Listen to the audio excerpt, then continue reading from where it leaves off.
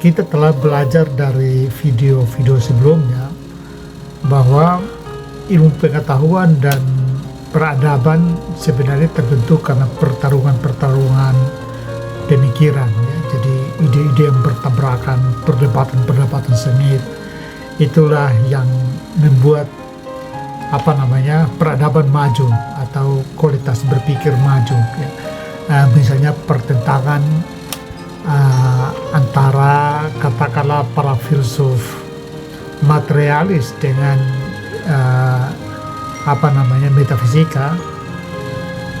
Ambillah contoh misalnya antara Thales dan Anaximandros, ya. Lalu nanti muncul juga perdebatan antara Socrates dan kaum sofis, lalu antara Platon dan Aristoteles, ya.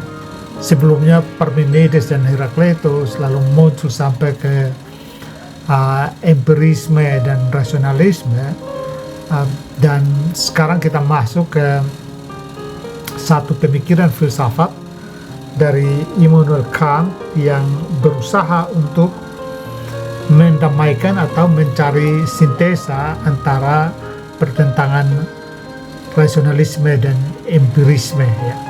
Juga tentu Immanuel Kant membangun sebuah ontologi pemahaman tentang realitas yang kemudian dari situ nanti melahirkan metodenya untuk masuk ke dunia realitasnya Kant, di mana katakanlah dunia realitas yang dibangunnya itu dalam rangka untuk menunjukkan, ya, atau memberikan sintesa pada dialektika atau pertentangan antara rasionalisme dan empirisme. Nah, Immanuel Kant itu terkenal dengan apa yang disebut dengan revolusi Kopernikan, ya. Karena lewat revolusi Kopernikan, Immanuel Kant katakanlah mencoba untuk merontokkan, ya, pemikiran-pemikiran filsafat sebelumnya yang meletakkan objek sebagai pusat orbit, ya, pencarian pengetahuan dan membalikannya ke subjek, ya. Jadi pada pemikiran-pemikiran sebelumnya benda-benda di luar diri manusia merupakan objek amatan, ya, objek observasi sebagai realitas tadi yang kita sudah bahas ulang-ulang, untuk diamati, dan manusia adalah subjek yang mengamati, ya. Jadi persis seperti Nicolaus Copernicus, ya, yang melahirkan teori membalikkan teori geosentrisme menjadi teori heliosentrisme, yang tadinya dari Ptolemaios dan Aristoteles mengajarkan bahwa pusat tata surya adalah bumi. Nah, lalu Copernicus mengatakan bahwa bukan bumi yang menjadi pusat tata surya, melainkan matahari. Nah, persis seperti inilah Immanuel Kant lakukan revolusi yang kemudian disebut dengan revolusi Kopernikan, karena yang tadinya sebuah benda-benda di luar manusia itu sebagai objek pengamatan, Kant mengatakan bahwa tunggu dulu, yang harus kita amati adalah subjek yang ingin mengetahui, manusia yang ingin mengetahui itu yang perlu dijadikan objek pengamatan, terutama untuk mengamati kemampuan atau kapasitasnya dalam mengetahui, ya. Jadi penekanan Immanuel Kant lebih ke kapasitas subjek, kapasitas manusia untuk mengenal objek, ya. Karenanya lebih kepada proses memperoleh pengetahuan, ya. Jadi, atau lebih tepatnya lagi pada syarat-syarat yang memungkinkan manusia untuk memproses pengetahuan. Ini kita perlu perlahan-lahan karena pemikirannya Kant memang tidak cukup mudah untuk dipahami, ya. Nah, melalui revolusi besar itu, filsafat Kant yang sering disebut dengan filsafat kritis atau filsafat transendental itu mencoba mendamaikan pertentangan antara rasionalisme dan empirisme, lebih karena dia berusaha melampaui keduanya, ya. Jadi mereka disintesa dengan cara melampauinya. Rasionalisme sekali lagi menekankan bahwa sumber pengetahuan adalah akal budi atau rasio, yaitu berpijak pada pengetahuan murni atau a priori, yang bukan turunan dari pengalaman empiris, ya. Jadi justru dia mengejawantah dalam pengalaman empiris. Pengalaman hanya menegaskan apa yang ada dalam rasio murni. Sebaliknya empirisme mengajarkan bahwa hanya hal-hal yang bisa diindrawi, bisa diobservasi dengan panca indera saja yang bisa dijadikan pengetahuan. Sementara rasio hanyalah alat bantu untuk memproses pengalaman menjadi pengetahuan. Jadi ini kita review video sebelumnya, ya. Ini jadi perdebatan yang sengit. Nah, Kant mengatakan keduanya benar, ya. Namun salah pada saat bersamaan lantaran mengambil posisi ekstrem. Rasionalisme menganggap bahwa rasionalisme adalah satu-satunya yang benar dan empirisme sebaliknya. Jadi secara cerdas Kant lalu mensintesa keduanya, dan saya mencoba mengidentifikasi proses sintesanya Kant itu lewat beberapa prosedur. Nah, prosedur yang pertama adalah Kant mengidentifikasi atau menyelidiki struktur a priori, ya. Katakanlah menyelidiki bawaan-bawaan, ide-ide bawaan atau hal-hal khas pada manusia yang memungkinkannya untuk mengetahui, ya. Struktur a priori ini merupakan fokus penyelidikan dari filsafat transendental atau filsafat kritisnya Kant, ya. Pertanyaan paling esensial dari Kant yang menjadi ciri utama filsafat transendental atau kritis adalah bagaimana pengalaman manusia dimungkinkan. Bagaimana pengetahuan dimungkinkan? Syarat-syarat apa yang memungkinkan manusia untuk mengetahui sesuatu, ya? Atau misalnya begini, saya akan coba bahasakan secara lebih kontekstual, ya, dengan pertanyaan apa fitur-fitur khas pada manusia yang memungkinkannya untuk mengetahui sesuatu, ya. Ya, dengan sendirinya juga mencakup kapasitas manusia untuk mengetahui, kapasitas subjek untuk mengetahui, yaitu sampai di mana kita bisa mengetahui sesuatu dan terhadap apa, ya, yang tidak bisa diketahui, ya. Persis karena secara default kita tidak memiliki fitur-fitur yang memungkinkan kita, ya. Jadi artinya ada batas-batas apa yang bisa kita ketahui dan apa yang tidak bisa sama sekali diketahui karena fitur itu tidak ada pada kita. Kita tidak punya default yang memungkinkan kita untuk mengetahui realitas-realitas yang tertentu. Ketika kita memiliki sebuah HP, handphone, ya, kita tentu ingin pastikan terlebih dahulu fitur-fitur dan kapasitasnya, ya. Apakah bisa untuk menghasilkan gambar dengan ketajaman yang kita perlukan? Sebagus-bagusnya kamera HP, saya kira Anda toh paham, kita semua paham bahwa sejauh ini tidak akan sebagus kamera DSLR, ya. Karena apa? Karena kamera HP didesain untuk close up, jadi bukan untuk memotret dengan latar belakang yang jauh, gitu, ya. Nah, jadi pertanyaannya adalah apa yang memungkinkan tipe HP kita untuk mendapatkan gambar berkualitas?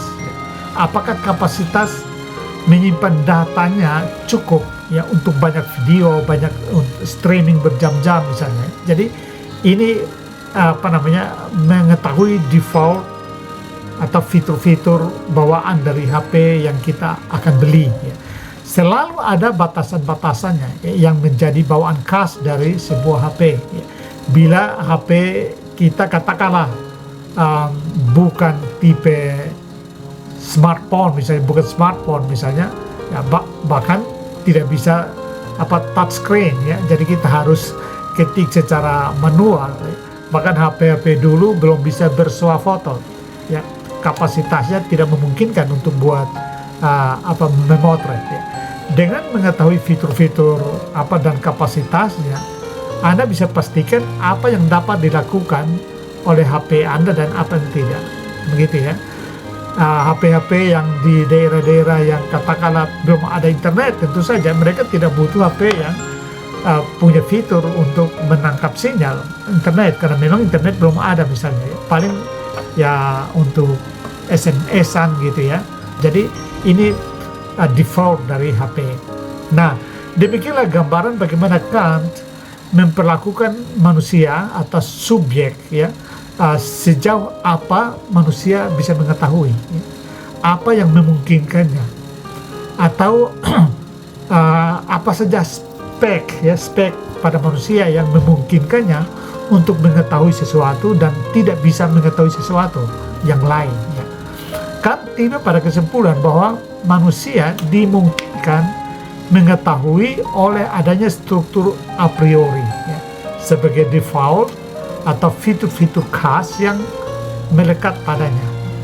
Nah, disebut fitur khas artinya tidak tergantung pada apapun di luar dirinya ya. Dari sononya sudah demikian ya. Nah, dalam hal ini bersifat rasio murni ya, yang tidak tergantung pada pengalaman, sebagaimana makna dari kata a priori, yaitu sebelum pengalaman atau mendahului pengalaman.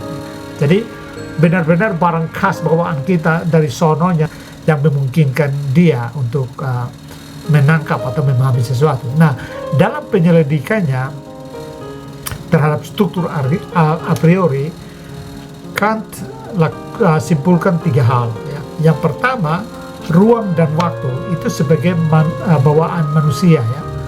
Ruang dan waktu adalah semacam kekeran mental, kacamata mental kita ya, untuk menandai atau memahami realitas ya.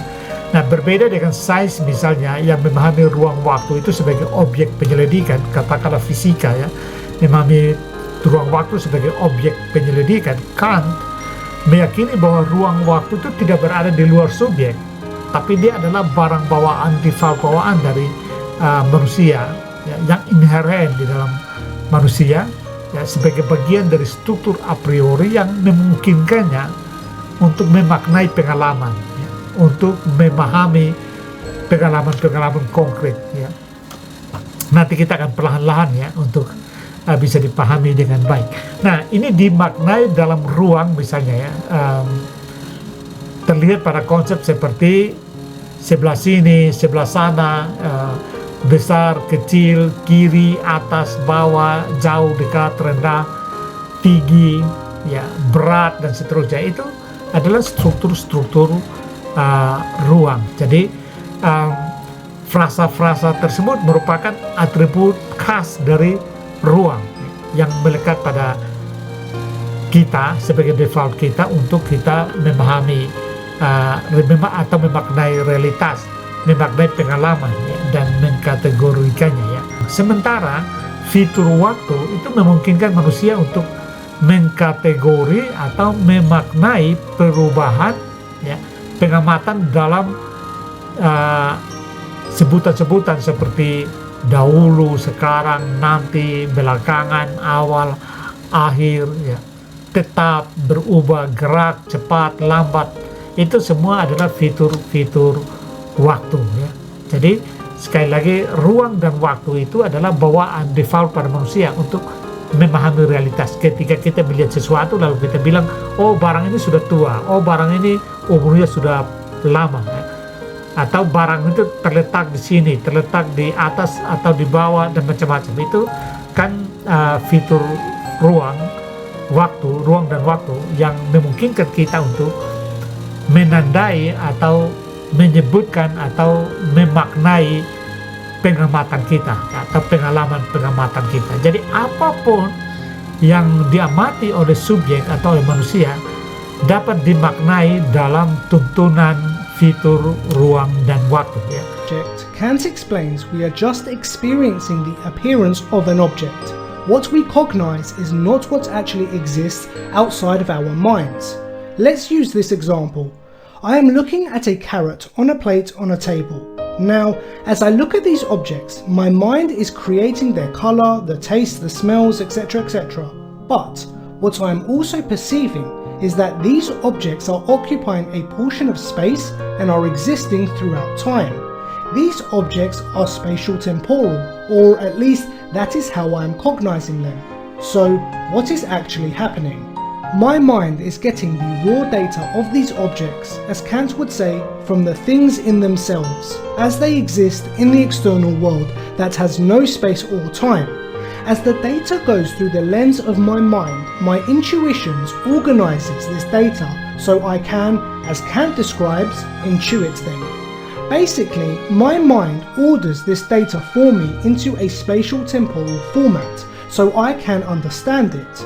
As the data from the external world passes into my mind, my time-space intuitions filter, order and arrange these objects into what I am currently perceiving. Interesting. So, time and space are solely products of the mind. Outside our minds, time and space do not exist. Yang kedua, selain struktur ruang dan waktu, ya, ada 12 kategori a priori lainnya yang merupakan default manusia yang secara ringkas dikategori menjadi 4, yaitu kuantitas. Ya. Kuantitas itu juga default bawaan, ya, misalnya jumlah banyak, sedikit, itu kan itu bawaan. Jadi bukan ada dalam realitas konkret. Ya. Soal banyak sedikit itu kan tidak ada dalam pengalaman konkret.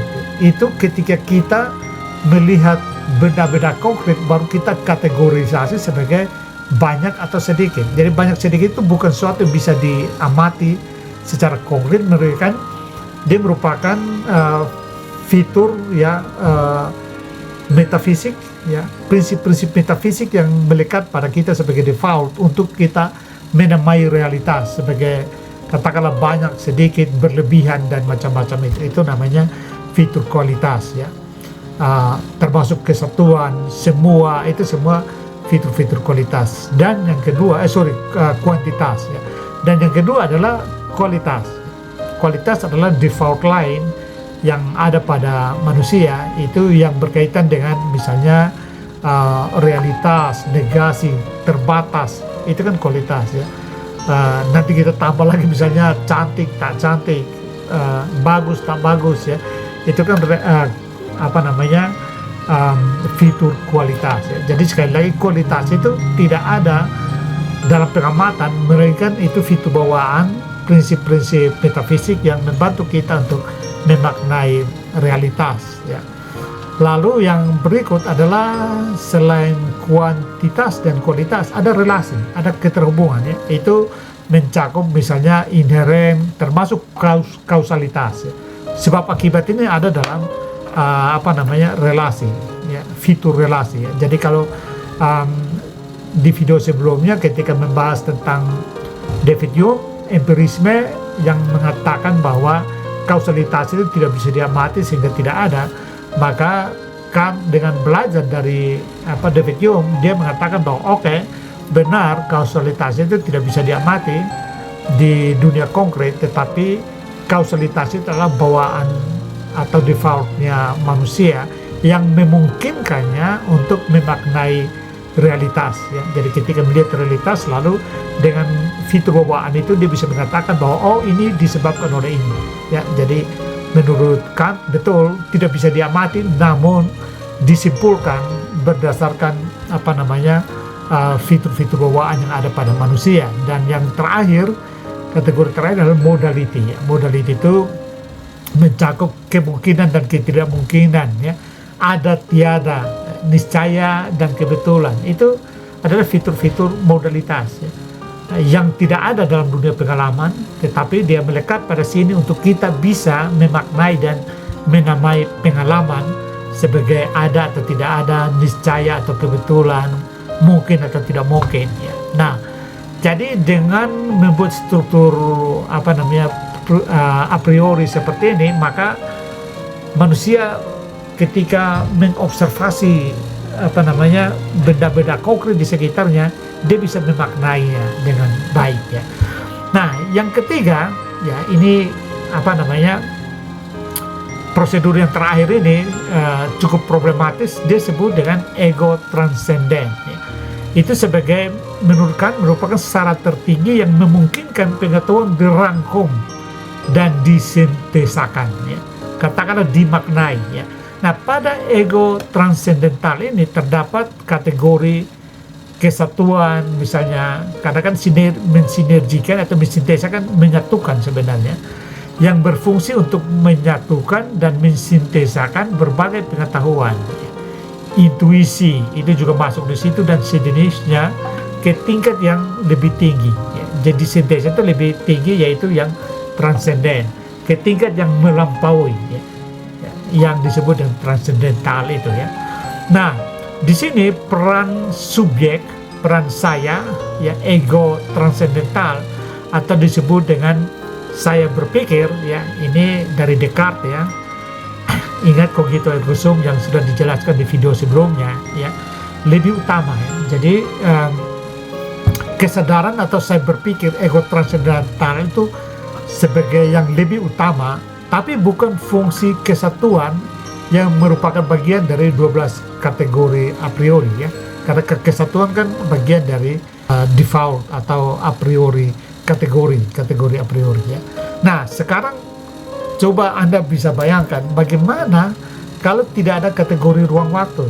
Bagaimana kita bisa mengatakan barang ini lama, baru, dulu, sekarang? Nggak bisa ada kata-kata itu. Kita nggak bisa membahasakan realitas kalau tidak ada ruang waktu sebagai bawaan mental atau sebagai default kita, ya. Jadi cukup kuat, ya, argumennya Immanuel Kant. Juga coba Anda bayangkan bagaimana kalau tidak ada kategori 12 kategori a priori tadi, ya, di atas tadi, ya. Bagaimana subjek bisa memaknai amatannya, bagaimana kita bisa mengamati amatan kita di dunia konkret tanpa kategori-kategori a priori tadi, ya. Bagaimana hal mengetahui dimungkinkan bagi subjek tanpa fitur-fitur a priori yang sudah disebutkan tadi, ya. Jadi ini jadi menarik, ya, karena komponen-komponen pendukung manusia atau default yang ada pada manusia lah yang memungkinkan manusia untuk mengetahui. Jadi dengan cara ini maka kita lihat bahwa baik empirisme maupun rasionalisme sudah terangkum di dalam 3 prosedur ini, ya. Nah, ini hebat sekali. Tapi bukan itu satu-satunya cara untuk menjelaskan bagaimana rasionalisme dan empirisme berhasil disintesakan. Yang lain adalah hierarki pengetahuan, ya. Jadi prosedur yang lain adalah hierarki pengetahuan. Di sini Kant menjelaskan bahwa proses pengetahuan berlangsung dalam tahapan-tahapan yang dapat disebut sebagai hierarki, ya, hierarki pengetahuan, di mana di dalamnya merangkum baik rasionalisme maupun empirisme. Menurutnya pengetahuan terjadi dalam 3 level, ya. Jadi level yang pertama itu level pemahaman indrawi, level yang kedua adalah level akal budi atau verstand, dan level yang ketiga itu level budi atau intelektual. Jadi ingat, akal budi dibedakan dari akal budi, dari budi, ya, karena budi itu lebih tinggi. Budi atau intelek atau Venroof, ya, itu lebih tinggi dari verstand, ya. Jadi katakanlah intelek lebih tinggi daripada akal. Nah, pada level pertama atau level pengalaman masih berbentuk fenomena-fenomena yang dicerap oleh indera dengan a priorinya, ya. Jadi ingat tadi 12 kategori a priori tambah ruang waktu, ya. Jadi pada level pertama itu hanya fenomena-fenomena tok, benda-benda konkret tok yang dicerap dengan indera kita dengan struktur a priori yang ada pada kita, ya. Yaitu antara lain forma ruang waktu, kausalitas, kategori kuantitas, kualitas, dan sebagainya. Jadi di level ini yang ada barulah data yang berdiri sendiri, ya, yang ditangkap oleh indera, ya. Data mentah, katakanlah begitu, ya. Ditambah dengan ruang waktu sebagai a priori yang ada pada subjek dan tidak berasal dari pengalaman, ya. Jadi data tok yang berdiri sendiri dan ditambah dengan ruang waktu. Nah, sehingga ini lalu membentuk pengalaman. Dengan sendirinya pada level pertama ini belum terjadi pengetahuan, kecuali kumpulan fakta atau data mental atau fenomena-fenomena hasil tangkapan indrawi, ya, yang katakanlah baru dipahami dengan fitur ruang waktu. Nah, pengetahuan itu baru terjadi di level kedua, level first time. Di sini data pengalaman yang tadi ditangkap oleh indera kita di level pertama itu diproses. Pemprosesan data itu, data dan pengalaman itu terjadi berkat kategori-kategori akal budi tadi yang sudah disebutkan, yaitu struktur a priori kita yang merupakan konsep fundamental untuk membantu manusia menyusun pengetahuan. Ya. Nah, jadi katakanlah begini, pengalaman data mental tadi lalu diproses dengan struktur a priori yang ada pada kita, ruang waktu ditambah dengan 4 kategori struktur a priori tadi untuk membangun pengetahuan. Jadi pengetahuan merupakan katakanlah gabungan hasil kerjasama antara empirik, tangkapan pengalaman kita, data-data mental itu dengan struktur a priori, rasio murni untuk memproses pengetahuan. Itulah sebabnya ini sintesa telah terjadi, ya. Jadi pengetahuan tidak terjadi hanya karena pengalaman toh atau hanya karena rasio toh, melainkan kerjasama antara rasio dan empirik atau pengalaman. Tetapi pengetahuan belum berakhir di situ. Ada level ketiganya lagi, yaitu bahwa intelek itu disebut sebagai kemampuan atau pengetahuan manusia yang tertinggi, ya. Jadi pengetahuan tidak berakhir di sintesa antara pengalaman dan hasil kerja rasio atau akal murni, tetapi dia harus naik ke level yang lebih tinggi lagi, ya, yang disebut dengan Van Roof, ya. Nah, di sini pengetahuan yang diperoleh di level kedua tadi dirangkum dengan dipandu oleh 3 unsur, yaitu jiwa, ya, atau unsur kognitif, ya, dunia kognitif, lalu unsur dunia atau unsur kosmologinya, dan unsur Tuhan, unsur teogoni atau teologinya, ya. Jadi di sini berarti ada katakanlah psikologinya, ada kosmologinya, dan ada teologinya. Nah, jiwa, dunia, dan Tuhan itu bukanlah pengetahuan, juga bukan pengalaman. Ya, ketiga unsur ini berada di luar pengetahuan dan pengalaman, tetapi berfungsi sebagai regulator, pengatur, ya, yang mengarahkan pengetahuan kepada kesatuan yang menyeluruh dan lebih tinggi, ya. Nah, jadi lewat proses ini lalu dapat disebutkan bahwa pengetahuan diperoleh mulai dari tahapan pengalaman penginderaan yang diproses, ya, pengkategorian dari hasil penginderaan itu, lalu penyimpulan rasio untuk menciptakan makna yang lebih tinggi dengan diarahkan, ya, oleh unsur-unsur metafisik yang disebut sebagai ego transendental tadi, yaitu jiwa, dunia, dan Tuhan. Nah, perbedaan epistemologi antara rasionalisme dan empirisme di sini terlihat sudah terjembatani, ya, sudah teratasi, ya. Jadi pengetahuan bukan lagi hasil rasio murni, ya, bukan hasil tok dari rasio saja, tetapi juga tidak sekedar empiria atau pengalaman tok, ya, melainkan kerjasama antara keduanya, ya. Sebuah proyek yang katakanlah disebut dengan mission impossible, ya, dua yang berbenturan itu, ya, seolah-olah sudah bisa ditangani oleh Kant dengan sukses, ya. Nah, namun apakah dengan demikian maka misi pendamaian filsafat kritis dari Kant telah benar-benar tuntas menyelesaikan pertentangan yang dahsyat itu? Kita akan lihat di bagian akhirnya nanti, ya.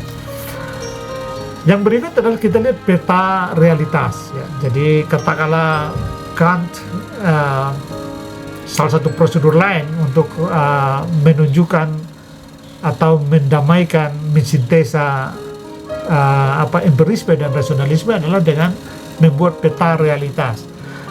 Setelah mengobservasi dan mengidentifikasi spek ya atau fitur-fitur khas dari makhluk yang bernama manusia itu, Kant lalu mengkategorikan realitas ke dalam dua jenis, yaitu fenomena dan noumena. Ya. Ingat sekali lagi, fenomena dan noumena. Menurut Kant, pengetahuan manusia hanya dimungkinkan di bidang realitas fenomena, ya, tetapi tidak di noumena. Ya. Jadi katakanlah realitas dibagi dua, dibelah dua, yang satunya fenomena, yang satunya noumena. Nah, pengetahuan itu hanya dimungkinkan di fenomena, di noumena tidak. Ya. Noumena dan fenomena bukanlah dua hal yang selalu terpisah, melainkan bisa juga ada dalam sesuatu. Ya. Sebuah komputer atau sebuah HP yang saya sering contoh pakai HP ya, di hadapan kita itu bisa dipahami secara fenomena, artinya apa adanya sebagaimana yang nampak pada mata kita ya. Katakanlah apa ya, ini ya, mouse ini ya, kita bisa pahami apa adanya sebagai nampak pada pandangan kita ini ya. Nah, misalnya ya ukurannya, warnanya, kapasitas RAM-nya kalau untuk komputer atau HP, Windows-nya dan sebagainya ya. Tetapi juga HP itu memiliki realitas sendiri ya, yang melekat pada dirinya. Dia punya, kalau mouse ini, dia punya realitas yang melekat pada dirinya sendiri yang tidak bisa kita ketahui. Yang saya menjelaskannya, Anda juga lihat lalu menjelaskan. Mungkin penjelasan kita berbeda, tapi sehebat apapun penjelasan kita masing-masing, setiap orang yang melihat barang ini, yang dia jelaskan itu bukanlah realitas yang melekat, realitas sesungguhnya dari benda ini, melainkan yang dia jelaskan adalah hasil persepsi dia terhadap realitas ya, realitas ini ya. Karena kebenaran atau realitas dari mouse ini melekat pada dirinya sendiri. Realitas pada setiap benda melekat pada dirinya sendiri, sehingga tidak bisa, meskipun kita bisa menjelaskannya, tetapi tidak bisa menjelaskan realitas itu apa adanya, melainkan kita menjelaskan realitas itu menurut apa adanya kita. Jadi itu yang disebut dengan das Ding an sich. Ya, setiap realitas itu, setiap benda konkret itu memiliki realitas pada dirinya sendiri. Kita bisa menjelaskannya, tetapi penjelasan kita bukanlah penjelasan yang benar sebenar-benarnya tentang realitas benda itu ya, karena realitas benda itu melekat pada dirinya sendiri ya. Oke, mari kita pahami secara lebih detail dan lebih lamban, karena memang pemikirannya Kant cukup rumit. Misalnya kita kembali ke gambar metafora goanya Platon ya, yang sudah saya jelaskan pada video-video sebelumnya, di mana dalam gambar itu memperlihatkan apa yang disebut sebagai realitas sejati, yaitu idea ya, dan realitas bayangan ya. Realitas konkret semua adalah bayangan dari realitas sejati atau realitas ide ya. Bisa kita katakan bahwa dunia ideanya Platon itu pada Kant disebut dengan noumena ya, seperti telah dibahas ya. Bagi Platon, realitas konkret, realitas sensibel itu bukan realitas yang sebenarnya, melainkan sekadar dalam tanda kutip pantulan dari realitas sejati, yaitu eidos ya. Nah, pada kacamata Kant, realitas sensibel itulah yang disebut dengan fenomena, sementara realitas eidos atau realitas ide, realitas citra utama itu disebut dengan noumena ya, tanpa menggunakan realitas sejati ya. Jadi katakanlah ketika kita menjelaskan ini dengan katakanlah fitur-fitur yang ada pada kita, itu kita menjelaskan fenomenanya ya. Tetapi noumenanya, yaitu makna esensial dari benda ini, melekat pada benda ini sendiri, sehingga tidak bisa dijelaskan. Kita tidak bisa menangkapnya. Kita tidak punya pengetahuan tentang itu. Ada apa di balik ini, esensi di balik ini, kita tidak punya pengetahuan. Tapi ada. Itu cara Kant membuat sintesa. Ya. Nah, fenomena sebagai bidang realitas yang bisa diobservasi dengan panca indera, yaitu sebagai realitas sensibel yang bisa ditunjuk ini itunya, ya.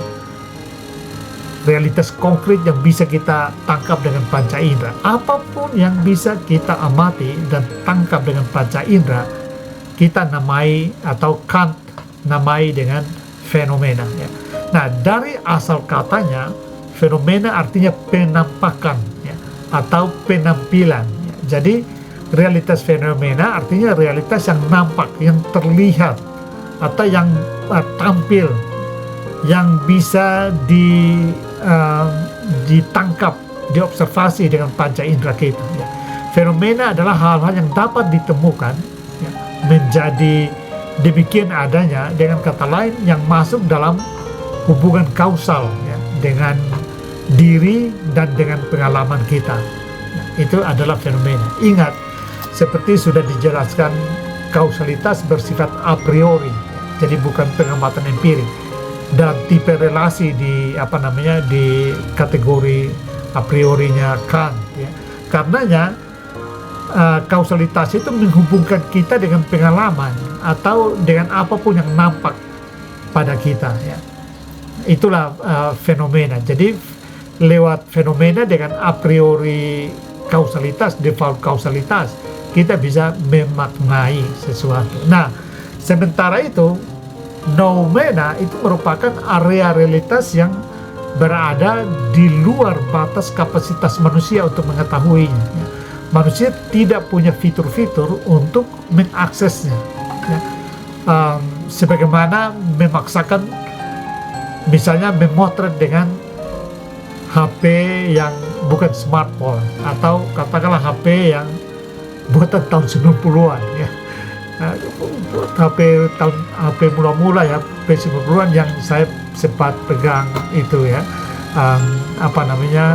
Motorola Flip, ya, itu belum bisa SMS juga. Dia hanya benar fungsi telepon toh untuk menelpon dan menerima telepon, tidak ada fungsi lainnya, ya. Nah, Anda bayangkan kita memegang HP yang seperti itu, lalu kita memaksakan untuk memotret, ya nggak bisa, karena secara default dia nggak ada, atau apalagi internet nggak bisa, ya, karena secara default dia nggak dirancang untuk menangkap sinyal internet, ya. Itu HP-HP tahun 90-an, ya. Termasuk ya SMS juga belum ada waktu itu, ya, di HP-HP awal. Itu yang disebut dengan default, ya. Jadi kita nggak bisa akses ke sana. Kalau kita hidup dalam dunia di mana semua menggunakan HP yang seperti itu, jangan bicara internet. Internet katakanlah belum bisa tertangkap oleh HP yang macam begitu, ya. Belum ada dalam wawasan kita, katakanlah begitu. Atau katakanlah dengan teknologi mesin tik misalnya, ya, di dunia yang sebelum ada internet, nggak ada bayangan sama sekali. Karena persis karena fitur dari mesin tik nggak bisa nangkap apa-apa, ya. Nah, seperti itu, ya. Jadi sekali lagi, noumena itu adalah realitas yang tidak bisa ditangkap oleh pengetahuan manusia, persis karena kita tidak punya default, ya. Kita tidak punya fitur-fitur yang memungkinkan kita untuk memahami dunia noumena, ya. Nah, dengan kata lain, manusia tidak mengetahui sesuatu sebagaimana adanya sesuatu itu, melainkan sebagaimana apa yang tampak, ya, pada manusia dari sesuatu itu, ya. Jadi apa yang tampak itu yang bisa kita pahami, tapi bukan berarti kita telah memahaminya dengan benar, karena yang sebenarnya melekat pada benda itu sendiri, ya. Segala sesuatu memiliki realitas pada dirinya sendiri, ya. Atau katakan realitas nominal, ya, yang tidak bisa diketahui, tetapi hanya dapat dipahami berdasarkan aspek fenomenanya, ya, berdasarkan apa yang tampak pada kita. Nah, ini menarik, ya. Jadi benda apapun juga kita tidak bisa bilang, oh saya tahu persis barang itu, ya. Oke, Anda tahu persis berdasarkan apa? Berdasarkan fitur-fitur yang ada pada diri Anda. Jadi pengetahuan Anda adalah pengetahuan fenomenal, tapi esensi noumenanya, ya, di balik itu, ya, kebenaran esensial yang melekat pada benda itu Anda tidak akan pernah tahu, ya. Nah, dengan kata lain sebenarnya kalau kita bicara tentang katakanlah realitas Tuhan, roh, jiwa, macam-macam itu, ya kira-kira ada di dunia nomena. Sehingga menurut Kant ya Tuhan bukan objek pengetahuan, dia ada, tetapi tidak bisa diketahui karena dia bukan objek pengetahuan. Ya. Jiwa, kosmologi, ya, dunia, ide dunia itu juga ada, tetapi dia bukan objek pengetahuan. Mereka membantu kita untuk mengangkat ya makna pengetahuan ke makna yang lebih tinggi. Ya. Tetapi mereka tidak bisa diketahui, diobservasi atau dipahami. Jadi sekali lagi ide transendentalnya yaitu ide tentang jiwa atau psikologi, ide tentang dunia atau kosmologi, ya, dan ide tentang Tuhan itu berfungsi penting tetapi tidak bisa diketahui. Nah, melalui struktur a priori yang memungkinkan pengetahuan seperti dibahas di atas, sebenarnya sudah bisa merangkum ya perbedaan antara rasionalisme dan empirisme. Ya. Namun ada bagian juga diperhatikan bagaimana Kant menangani perbedaan keduanya dan membangun jembatan semacam sinergisitas dalam menghasilkan pengetahuan. Ya. Ini terdapat dalam bukunya kritik De Reinen van Roof atau kritik atas akal budi. Saya kira ya bukunya sudah berbahasa Indonesia ya. Ini sudah bahasa Indonesia, Anda bisa membelinya ya. Di mana dia membahas ya tentang ya katakanlah bagaimana dia membangun sintesa ya antara rasionalisme dan empirisme. Ya. Nah, ketika membahas misalnya estetika transendental, Kant menjelaskan bentuk a priori dari penginderaan. Ya. Jadi menurutnya tidak seluruh pengetahuan berasal dari pengalaman. Nah, ini perlu dipahami. Ya. Tidak seluruh pengetahuan berasal dari pengalaman. Ya. Setiap penampakan objek itu termuat sekaligus unsur materia dan forma. Ingat ini konsepnya Aristoteles ya. Jadi kita lihat ada konsepnya Platon dan juga konsepnya Aristoteles. Meskipun secara umum menurut saya Kant lebih berat ke Platon ya. Tetapi di sini dia mengatakan bahwa setiap penampakan objek itu sekaligus memuat dua unsur ya. Unsur materia dan forma. Ini saya kira tidak baru, dari Aristoteles juga sudah bilang begitu ya. Materi adalah liputan isi objek ya, sehingga mengandung unsur pengalaman, unsur a posterior ya. Setiap materi bahan apapun juga materi bahan pembuatnya itu kan muatan isi dari objek ya, muatan isi ini, sehingga bahan itu adalah bersifat a posteriori atau bersifat pengalaman ya. Sementara forma, bentuk adalah hal yang memungkinkan penampakan objek tersusun ya. Ya, dengan demikian maka dia mengandung unsur a priori. Nah, kita harus ingat bahwa kalau di dalam penjelasannya Aristoteles, dua-duanya bersifat metafisik, baik materi maupun substansi atau baik materi maupun forma. Nah, dalam Kant materi itu bersifat pengalaman dan forma itu bersifat a priori atau bersifat bawaan ya, default. Maka apa yang ditangkap oleh subjek sebagai penampakan sebetulnya bukan objek ya, melainkan sintesis antara efek dari objek terhadap subjek ya, dan kategori a priori pada subjek yaitu forma, ruang dan waktu. Jadi kan mengatakan bahwa ketika kita menangkap ini ya, sebenarnya kita ketika menjelaskannya itu sudah tidak menjelaskannya berdasarkan default yang di sini saja atau berdasarkan pengalaman fenomenal yang di sini saja, tapi sudah hasil sintesa antara benda ini yang menampak pada mata kita ya. Lalu kita memprosesnya karena ini isi pengalaman ya, dengan forma yang ada di sini untuk memaknainya. Jadi disitulah pengetahuan terjadi ya. Nah, Kant juga membahas konsep lain, yaitu dialektika transenden ya. Ini sudah dijelaskan sedikit, tapi ini mungkin lebih detail lagi. Ada 3 idea ya, yaitu rasio murni atau kesadaran, subjek atau kogito, yang berkaitan dengan dirinya yang disebut dengan ide jiwa ya. Kembali ke yang 3 ide tadi ya, ide jiwa.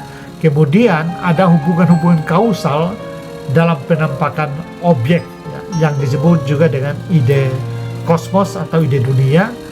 Lalu terdapat pula segala sesuatu yang dapat dipikirkan, baik yang tampak maupun yang tidak tampak. Yang itu yang disebut dengan ide Allah, ya, ide Tuhan. Nah, melalui pembahasan ini, Kant menyimpulkan bahwa ketiga ide rasio murni ini tidak memiliki hubungan langsung dengan objek empiris, ya.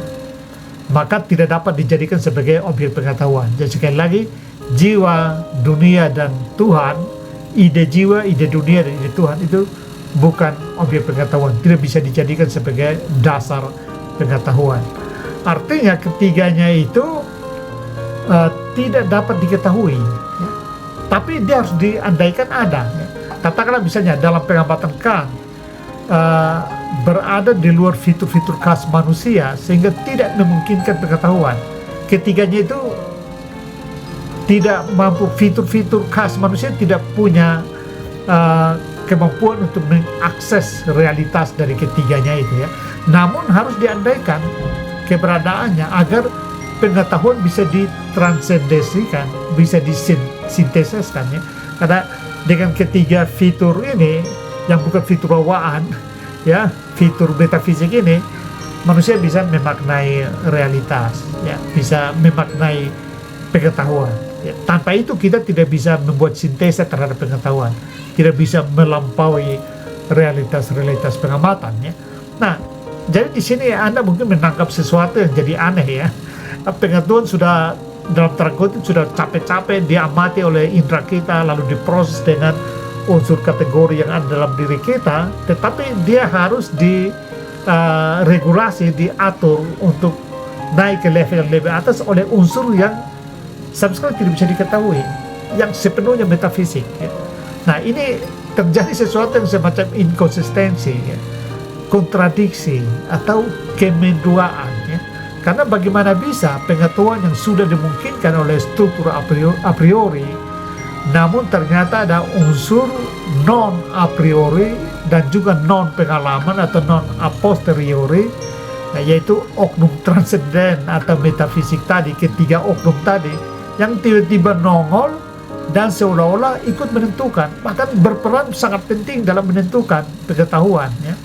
Nah, itu kita kembali ke contoh HP, ya, tadi, bahwa setelah mengidentifikasi fitur-fitur dari HP dan kapasitas HP serta apa yang dimungkinkan oleh fitur-fitur dan kapasitas itu, ya, Kant lalu mengatakan bahwa harus diandaikan bahwa kesadaran adanya HP itu juga bagian dari, katakanlah, realitas, meskipun bukan objek pengetahuan. Kesadaran akan ada HP itu sendiri merupakan sebuah, katakanlah, entitas yang harus diperhitungkan, ya.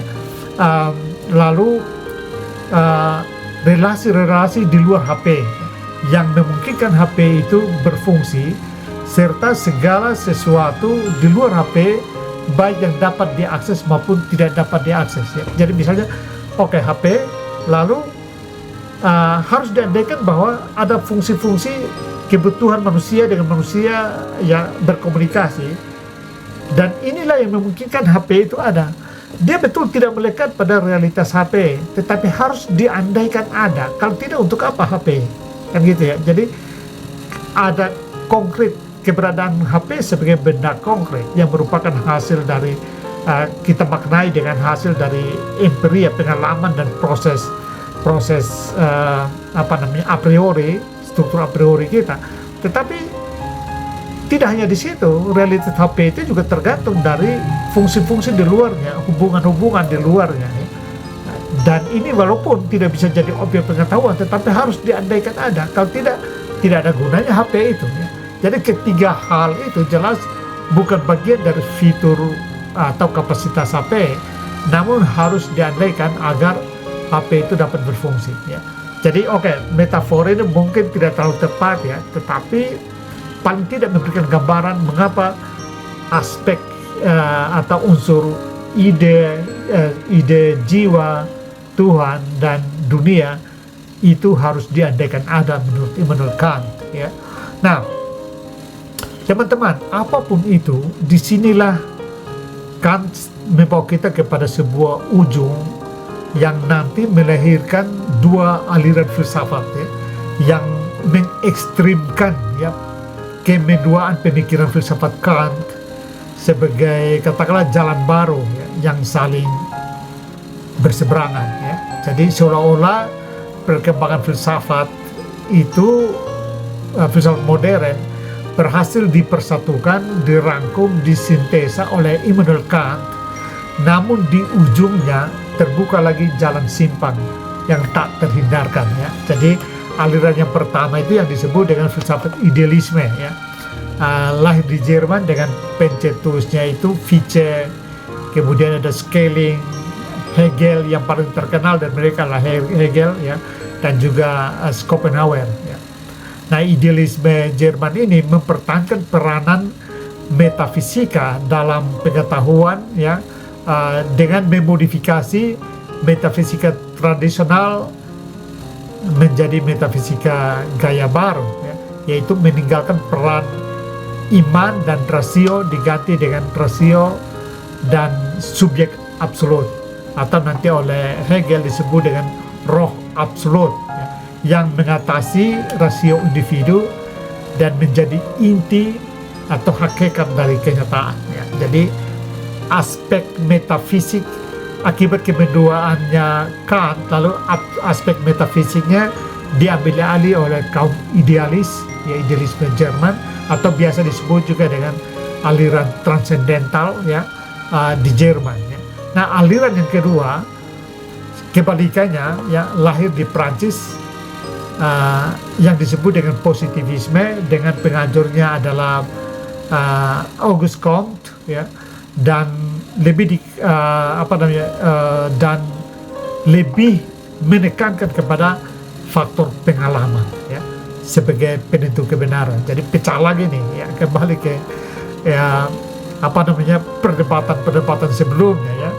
Positivisme Auguste Comte kemudian dikenal sebagai pemikiran empirisme kritis ya. Dan empirisme kritis ini menolak sama sekali metafisika ya, sebagaimana disimpulkan oleh Kant dalam dialektika transenden sebagai sebuah ketidakniscayaan. Tidak mungkin ada menurut kaum positivisme. Positivisme mengambil elemen-elemen empirisme dengan menambahkan peran rasio dalam menstrukturkan pengalaman ya, pengamatan ya. Jadi ini khas Kant sekali, namun membuang peran dari pengalaman batin. Di dalam Kant, pengalaman batin itu masih diperhitungkan ya sebagai sumber pengetahuan dalam empirisme tradisional ya. Jadi di sini terjadi dua tegangan ya. Nah, dari kedua saudara kandung ya berbeda watak ini, dengan yang lahir dari induk semang filsafat kritis Kant itu, kemudian akan lahir lagi aliran-aliran filsafat lainnya ya, banyak sekali, baik yang mendapatkan pengaruh secara langsung maupun tidak ya. Antara lain misalnya kita bisa sebutkan eksistensialisme, materialisme, filsafat kritis kelompok Frankfurt ya, fenomenologi, postmodernisme, poststrukturalisme atau filsafat bahasa ya, dan banyak itu. Saya kira di sini ya, misalnya melalui materialisme dan melalui eksistensialisme itu juga lahir ateisme ya. Karena bagaimanapun juga pemikiran Kant yang mengatakan bahwa Tuhan bukan objek pengetahuan, lalu dari situ memberikan inspirasi bagi lahirnya agnostisisme ya, agnostis ya, karena Tuhan tidak bisa diketahui. Nah, bagaimanapun juga kita lihat bahwa simpangan jalan dari filsafat Kant yang melahirkan berbagai aliran pemikiran itu mengukuhkan kebenaran klaim yang diberikan kepada Kant, yaitu bahwa ini sangat terkenal sekali frasa ini, yaitu bahwa orang berfilsafat tentang Kant atau melawan Kant, tetapi tidak bisa di luar Kant. Ya. Nah, kami sempat mengundang Kennedy Sitorus yang saya kira merupakan salah satu pakar filsafat Kant di Indonesia. Beliau adalah dosen di Universitas Pelita Harapan, Fakultas Liberal Arts atau Studi Humanitas. Dalam beberapa diskusi lalu dia memberikan pemaknaan yang cukup spesifik, tetapi menurut saya paralel dengan frasa tadi, yaitu dia mengatakan bahwa kita bisa saja mengkritik Kant atau tidak setuju pada Kant, tetapi kita tidak mungkin mempelajari sejarah filsafat Barat tanpa mempelajari Kant. Mempelajari filsafat Barat tanpa mempelajari Kant itu sama dengan mempelajari filsafat Yunani tanpa mempelajari Platon. Ya. Oke, sebuah bukti betapa revolusi filsafat Kant benar-benar revolusioner. Kita jumpa di video berikutnya.